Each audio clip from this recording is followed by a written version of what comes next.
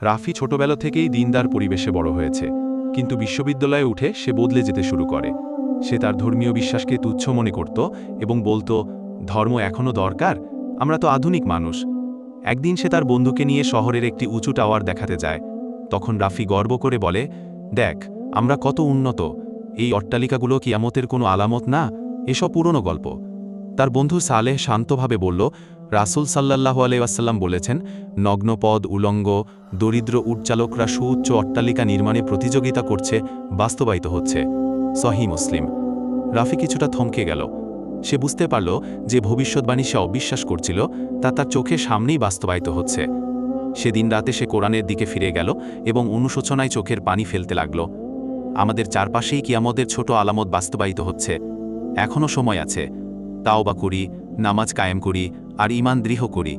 বন্ধুরা, ইসলামকে ভালোবেসে থাকলে চ্যানেলটা সাবস্ক্রাইব করে পাশে থাকবেন প্লিজ।